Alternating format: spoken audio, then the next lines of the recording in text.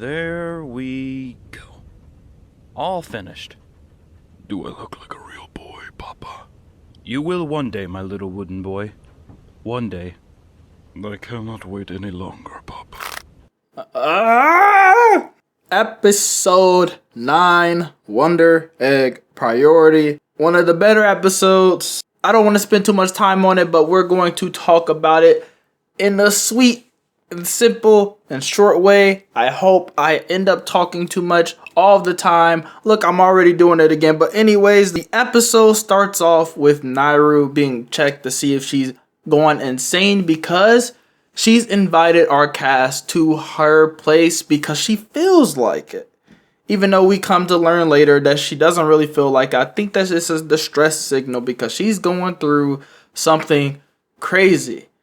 And it's way more crazy than just another dream, okay? It's way further in that we learn a lot in this episode. So fast forward a little bit, we're at her place and it's the same usual cute stuff, but we already know with this show, all the cute things is just it's just makeup, which I mean is a beautiful job done by the creators of this show, because guess what they're doing? They're applying makeup to one another. It's all makeup. All this the cute colors, everything. The cute characters, the cute songs, all of it is just makeup to cover the real shit that, I mean, honestly, a lot of young people, especially girls, go through growing up. That's what this show is about generally. That's just a very general synopsis of this show, by the way. Anyways, they're applying makeup to one another, and it's just a great metaphor to what this series really is. It's a great representation. They do a really, really good job. Again, I just cannot state that enough. That was really cool.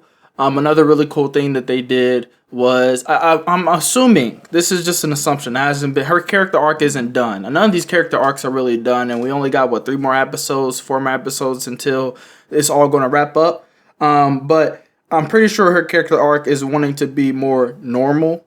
I mean, she's probably the least relatable character. We're talking about Nairu right now. She's probably the least relatable character, and I mean, because she's filthy stinking rich, and not only is she filthy stinking rich, she's a freaking lab rat, which is another great thing that they show is an actual lab rat.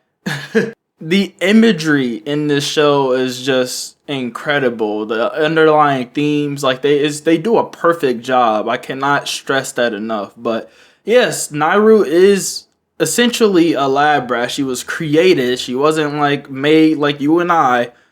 I mean, I am built different, but I mean, she wasn't even made like me. So it's again another great thing that they did by showing the lab rat, because I mean, technically she is one, and she's not the only one. There's plenty of other characters, or not characters, but people like her in her company, and she's just one. And we see another one, an albino chick, where she ends up being in Nairu's dream, and that's kind of where this episode's focus is, because this girl wants Nairu to basically cut off her life support. As you see on the screen, she is basically in a capsule, and Nairu is struggling to basically kill her. Even though technically she's already dead, because if you're in the egg world, you're dead. But turning off this capsule means that there's no chance that she could come back, even though, from what I understand, if you're in this egg world and you're one of the girls that's being protected, you do have a chance to come back, just like the girls in the statue. I am confused on how it all works. Another crazy thing that this episode revealed is basically our two puppet guys, Akka and Ura Akka. I'm pretty sure that's how you say their names. They are the masterminds, or they're partially masterminds, because even the girl that works for Nairu is a part of it. She's in on it as well. Like, so there's a lot going on, and we kind of already knew that there would be some type of conspiracy behind everything, because, like, I mean, I guess you could just randomly just say, hey, you could bring people back, but there has to be some underlying themes going on, not themes, but underlying things going on, because, like, you see how the added, like, they're telling you that you have to pay to, get an egg to potentially bring back your friends, right? but they're only getting paid in what, nickels or something like that. So it's like it's not money that they're after. They're after something else.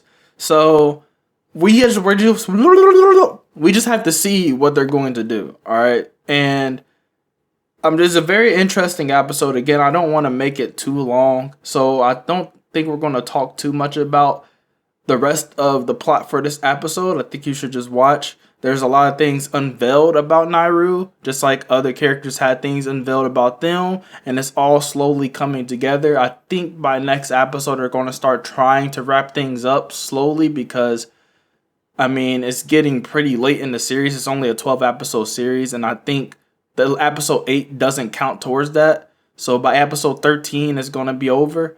So they don't have too much time to, end this show and end it in a pretty way, like a well-executed way. So they're going to start wrapping it up next episode. That's just my assumption. Of course, they've done everything perfectly so far, so why listen to somebody like me? I mean, barely y'all even listen to me, because I'm probably going to get like 3 views on this. So, the last thing that I want to touch on is Nairu. She's probably the most interesting, and I'm only saying that because of the recency bias. Honestly, all of these characters are great. Perfect, actually. I can't find a flaw with any of them. With their writing, consistency, any of that jazz. I cannot find a flaw. This is technically a perfect show.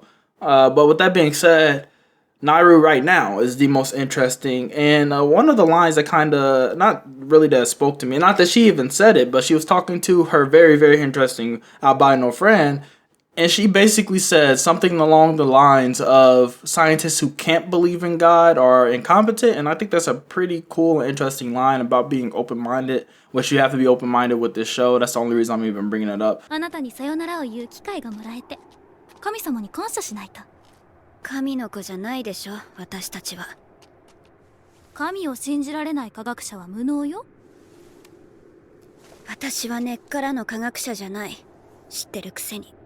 もちろん、ただの意地悪さ。It's just a lot of things, and of course, I'm probably thinking way too deep. Maybe that's just a one-off line, right? Maybe that's just a random line that the writer decided to put in there, but I feel like a lot of these lines that are just, under the radar speaks to this show, and that's one of them. It's about keeping an open mind on a lot of things. Especially, I mean, that's a very interesting take anyways, because, people who believe in science 9.9 times out of 10 say they can't believe in God because it's not backed up by science. Also, you can see little glimpses of Nairu wanting to become normal and be normal like the other girls, but obviously she doesn't believe that she can. Maybe after this episode, because she finally gained the resolve to do what she had to do, her opinion will change. But we don't know yet. We will see. A lot of character arcs have to be wrapped up. I don't know how they're going to do it in the short amount of time that they have, but they will. Obviously, I've already spoken about it. The puppet guys, they're really the antagonists of the show, most likely. We will see. Maybe they're just doing something that's kind of anti-hero-ish. Maybe they're doing something evil for ultimate good. Who knows? We don't know. There's a lot of things to discuss later on with this series on how they wrap it up. If they have a perfect ending, dude, I'm sorry. This is like this might be a better show than shows like Attack on Titan and Re:Zero. And it's crazy to say that because it will never be looked at like that. This show is going to be, grouped up with shows like Fooly Cooly and things like that. Like very short shows that put in a lot of work and excellence in a very short amount of time, as opposed to, Attack on Titan, Re:Zero telling these grand stories. So it's not really comparable, but I believe what Wonder Egg Priority is doing right now is some legendary Hall of Fame anime storytelling. Like I truly do love this show.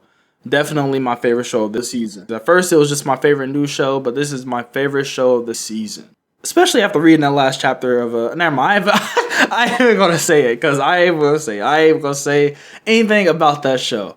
I'm just gonna keep it totally up in the air. With that being said, that's the end of this video. Very, very happy I watched this episode. It definitely brightened up my day. Unfortunately, it got put right back down because of the episode with reincarnated as a slime. Probably gonna make a video on that. Very, very